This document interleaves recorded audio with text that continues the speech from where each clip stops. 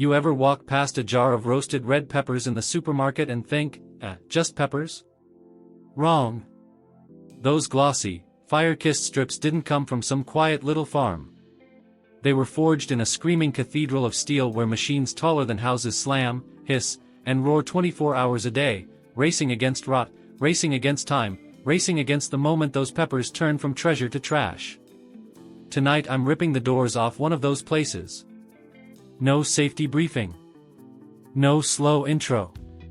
Just you, me, and the brutal, beautiful war that turns a soft red fruit into the stuff you casually toss into your salad. Buckle up. It's loud, it's hot, and it's absolutely savage.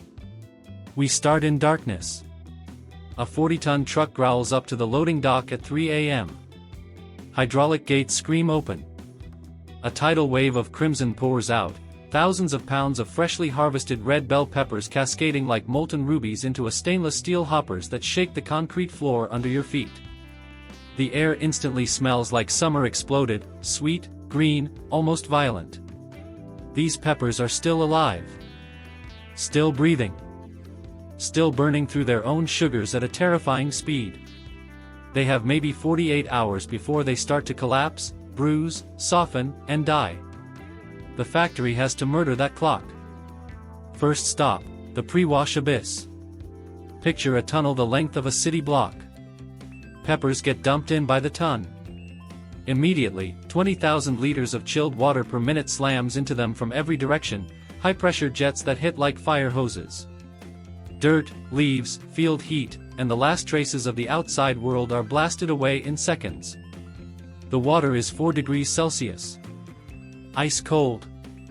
Shock treatment.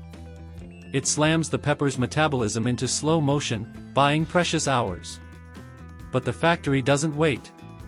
They rocket forward on a conveyor that moves so fast the peppers blur into a red river. Overhead, air knives, basically jet engines pointed downward, scream at 300 kilometers per hour, stripping every last droplet off the skins. 1 second too wet and mold wins. 1 second too dry and the skin sticks later. Perfection or death. Now the peppers hit the optical sorters. This is where it gets demonic. 24 high-speed cameras spin around the line like angry hornets, shooting 300 frames per second. Infrared, ultraviolet, the works.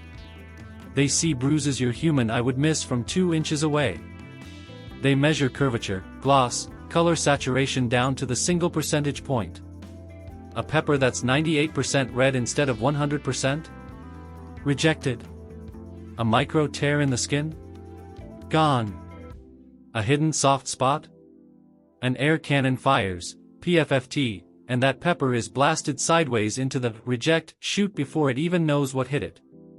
40 peppers sorted per second. Per line. And there are 8 lines running at once. The rejects don't go to waste, they're off to make sauce or powder, but the grade A kings keep marching forward into the heart of the beast. Now comes the part that looks like hell itself opened a franchise. The steam tunnel. 200 meters of pure fury.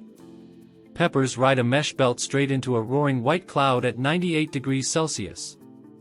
Not boiling water, steam. Steam is king. Boiling would leach out 60% of the vitamin C, wash away flavor, turn the flesh to mush. Steam kisses the skin, cracks it open just enough, and caramelizes the natural sugars without destroying a single nutrient. You can't see anything inside the tunnel, just thick white fog and the deafening roar of superheated vapor.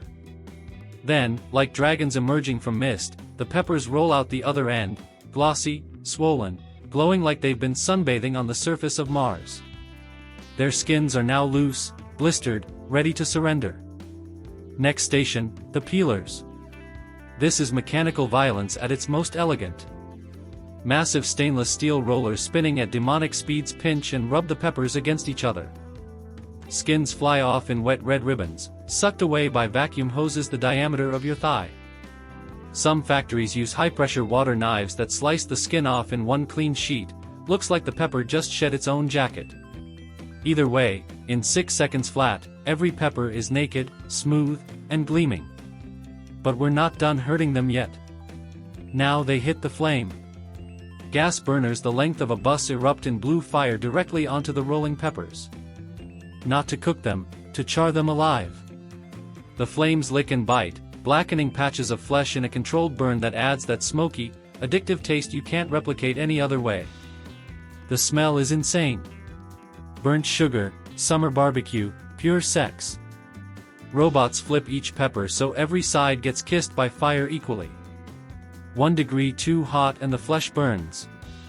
1 degree too cool and you lose the soul. After the fire, ice. They plunge straight into a 2 degrees Celsius bath. Thermal shock again. Stops the cooking dead. Locks in that perfect bite. The peppers come out trembling, smoke still curling off their skins like they just survived a street fight. Cores and seeds. Obliterated. A spinning torpedo-shaped blade punches straight through the center of each pepper at 600 strokes per minute. Seeds and placenta get vacuumed out in a wet whirlpool. Water jets blast the cavity clean. Not a single seed left behind. 1 seed can turn an entire jar bitter in storage. Now the final judgment. Human hands finally appear. Gloved inspectors in white suits stand at the end of the line like gods. They pull random peppers, slice them open, taste, smell, feel. 1 bad pepper can spoil $1 million batch. Their word is law. The chosen ones slide into glass jars or vacuum bags. Brine, secret recipe of salt, vinegar, garlic, and herbs, pours over them while they're still hot. Lids seal with a hiss. Then the pasteurization tunnel, 90 degrees Celsius for exactly 11 minutes. Hot enough to murder every bacterium that dares exist. Cool enough to keep the crunch. And then, silence. The jars roll out into the cold room. Still warm to the touch. Still pulsing with the memory of everything they just survived. From living fruit on a plant to this, indestructible, immortal flavor bombs ready to sit on your shelf for 2 years without losing a single note of taste. That jar you grab without thinking? It was born in fire, beaten by steel, judged by machines that never blink, and approved by humans who've seen 1 million peppers die. Next time you twist that lid and that smoky sweet perfume hits you, remember the war that was fought for it. Because nothing on your plate got there by accident. Especially not these red beauties. They were forged. And they won.